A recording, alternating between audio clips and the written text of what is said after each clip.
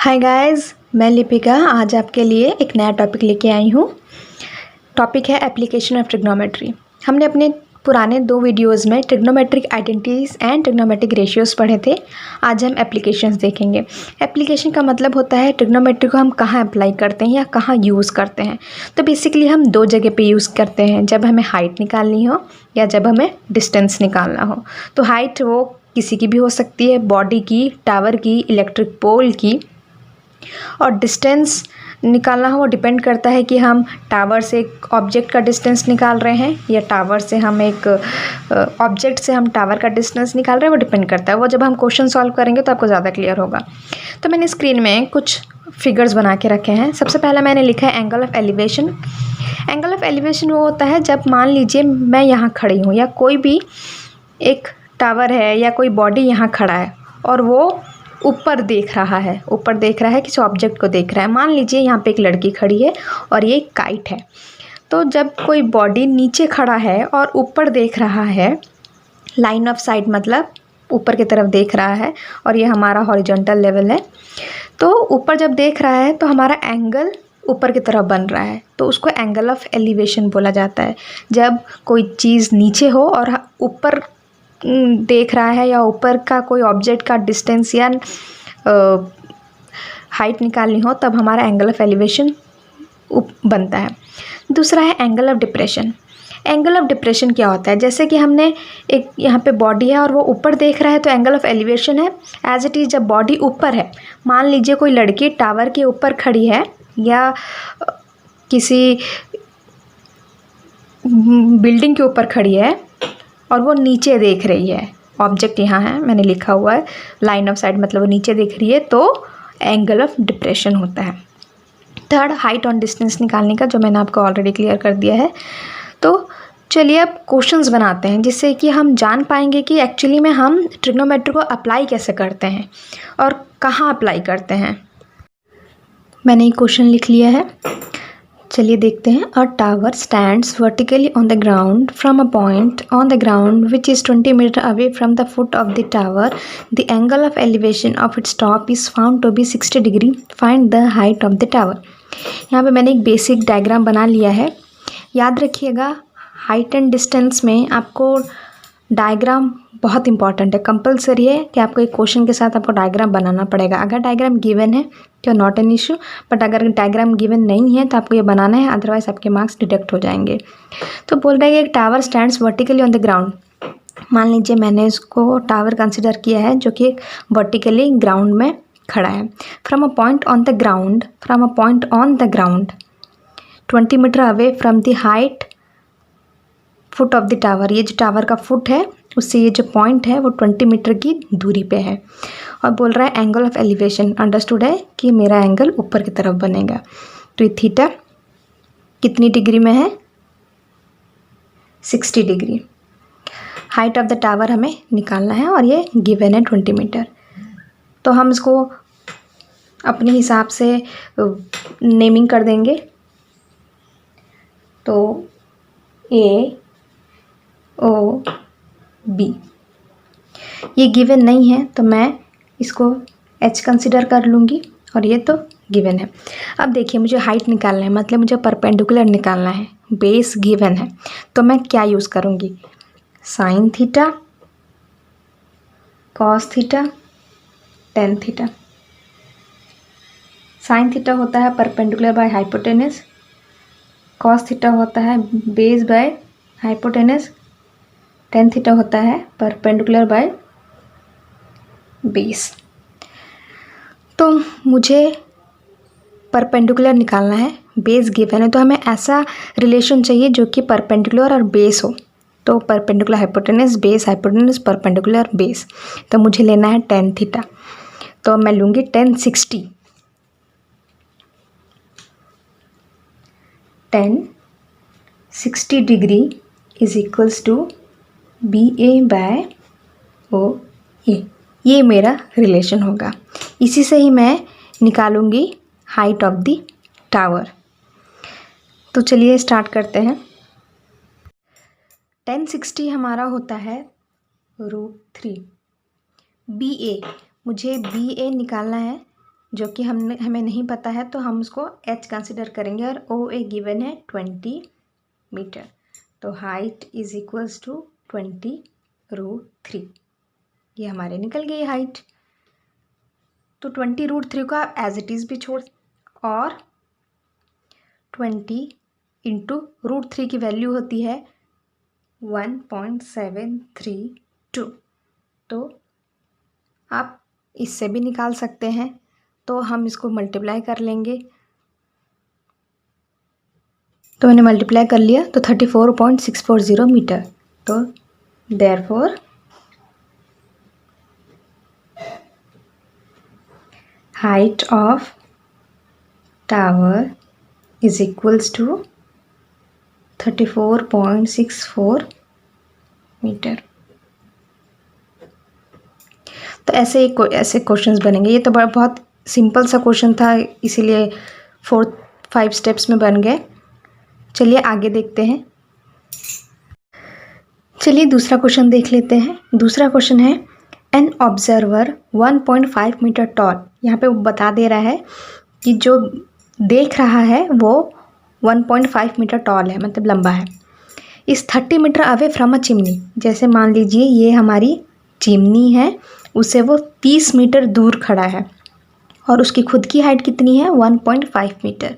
तो इसलिए यहाँ पे एक आदमी खड़ा है जिसकी हाइट 1.5 मीटर है, और तो मैंने ऐसे बनाया, और एक चिमनी है जिसकी हाइट हमें पता नहीं है, तो मैंने उसको h कंसिडर किया है यहाँ, और वो ऊपर की तरफ देख रहा है। एंगल ऑफ एलिवेशन यहाँ पे ऑलरेडी गिवन है, एंगल ऑफ एलिवेशन 60 डिग्री, तो मैंने 60 डिग्री लिख दिया है। तो अब हमें चिमनी की हाइट निकालनी है। तो मैंने ये 1.5 है, तो इधर भी 1.5 होगा, बिकॉज ये रेक्टेंगुलर एरिया दिख रहा है आपको। तो रेक्टेंगल में लेंथ और ब्रेड्थ सेम होता है। तो ये 1.5 मीटर है, तो ये भी 1.5 मीटर होगा। या 30 मीटर है, तो ऑब्वियस ये भी 30 मीटर होगा। तो टोटल हाइट h है, ये हमारा 1.5 है, तो ये d और e h माइनस 1.5 हो गया। तो ये फिगर मैंने बनाया है, आपको भी ऐसा बनाना पड़ेगा। क्वेश्चन सिर्फ गिवन होगा और क्वेश्चन आंसर में आपको सबसे पहले आपको डायग्राम बनाना है। तो चलिए देखते हैं, हमें निकालना क्या है, डी सी टोटल हाइट। तो यहाँ पे लिख लेंगे A C is equals to B E is equals to 30 meter. जो हमने अज्यूम किया है कि हाँ बी ई 30 मीटर है, तो ए सी भी 30 मीटर होगा, तो आपको यहाँ पे मेंशन करना है सोल्यूशन में।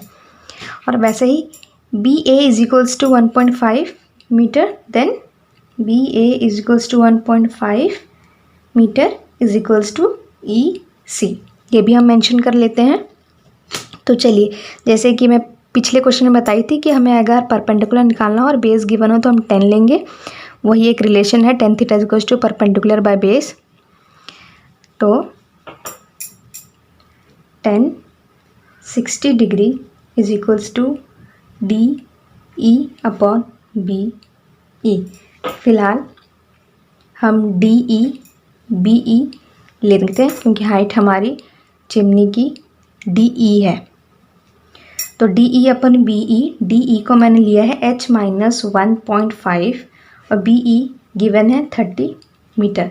tan 60 की वैल्यू होती है √3, तो √3 is equals to h minus 1.5 upon 30। अब ये एरोज़ लगाना बिल्कुल मत भूलिएगा, इस एरोज़ का मतलब होता है नेक्स्ट स्टेप, इसलिए मैंने यहाँ पे एक एरो लगाया है ताकि इसके बाद वाला स्टेप आपको शो कर सकूँ। तो h is equals to 30√3 plus 1.5, तो 30 इंटू 1.732 √3 की वैल्यू होती है प्लस 1.5 इज इक्वल्स टू, हम इसको इंटू करेंगे तो आएगा 51.96 प्लस 1.5, तो हमारा 53.46 मीटर ये हो गई हाइट ऑफ द चिमनी। तो हम इसको लिख लेंगे, therefore height of chimney is equals to 53.46 metre. तो आपने देख लिया, इसको ऐसे सॉल्व करेंगे। हाइट एंड डिस्टेंस के क्वेश्चन सॉल्व करना बहुत ईजी है, बस आपको डायग्राम देख के, क्वेश्चन देख के डायग्राम बना लेना है। डायग्राम अगर आपका सही बन जाता है तो आपके लिए बहुत ईजी हो जाएगा उसको पुट ऑन करना वैल्यूज़ को इक्वेशंस में। तो चलिए अब क्वेश्चन नंबर 3 देख लेते हैं।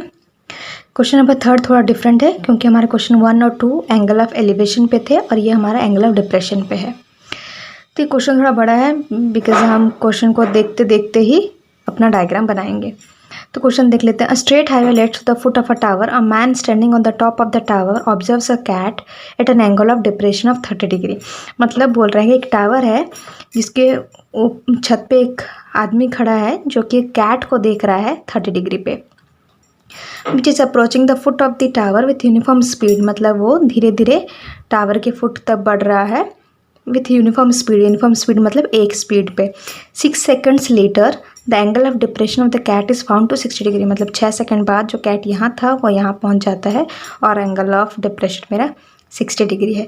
तो मुझे find the time taken by the cat to reach the foot of the tower. मतलब मुझे कैट को यहाँ से यहाँ तक पहुँचने में कितना टाइम लगेगा वो निकालना है। यहाँ पे मैंने फाइंड x प्लस वाई आपको समझने के लिए लिख लिया है। मतलब y जो पुराना डिस्टेंस था और यहाँ से यहाँ तक x प्लस वाई मतलब AD। तो मुझे ये टोटल टाइम निकालना है। अब आगे बढ़ते हैं, बनाएंगे कैसे। याद रखिएगा 60 डिग्री है मतलब वही हमें tan थीटा या तो cot थीटा दोनों में से किसी को भी लेके बना सकते हैं। तो हम cot थीटा लेके बनाएंगे क्योंकि जो बेस है अगर ऊपर आके आए तो हमारे लिए ज़्यादा इजी हो बनाने में, क्योंकि अगर डिनोमिनेटर में आएगा तो हमारा जो सोल्यूशन है वो काफ़ी लंबा हो जाएगा। तो शॉर्ट करने के लिए हमारा सोल्यूशन हम cot थीटा लेके बनाएंगे। तो height of the tower given नहीं है तो हम इसको h ले लेंगे।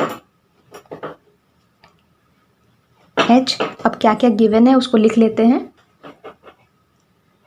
Late AC is equals to h, AC is equals to h, AB is equals to x, BD is equals to y। यहाँ पे दो ट्राइंगल बन रहे हैं, एक CAB और एक CAD, राइट एंगल ट्राइंगल। ये आपको पता होना चाहिए कि ट्रिग्नोमेट्री राइट एंगल ट्राइंगल पे ही बेस है। अगर जिन बच्चों ने मेरा पुराना वीडियो नहीं देखा है तो आप डिस्क्रिप्शन बॉक्स में जाके लिंक चेक कर सकते हैं। तो चलिए, तो triangle CBA is equals to cot 60 degree is equals to x by h। तो बेस है मेरा x बाय h। तो x हमें निकालना है तो हम इस इक्वेशन से cot 60 की वैल्यू होती है 1/√3 is equals to x by h। x is equals to h/√3। हम इसको पहला इक्वेशन कंसिडर कर लेते हैं ताकि आगे जब हम x और y की इंडिविजुअल वैल्यू निकालेंगे तो पुट करने में इजी होगा इक्वेशन 1 एंड इक्वेशन 2 करके। तो अब हम ट्राइंगल तो CBA हो गया और एक ट्राइंगल हम CDA ले लेते हैं। तो ट्राइंगल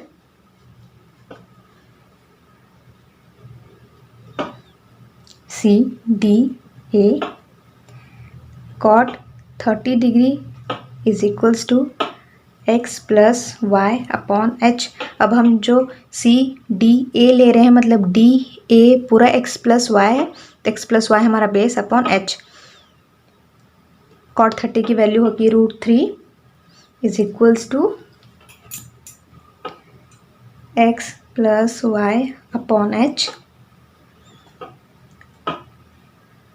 तो x plus Y is equals to h√3।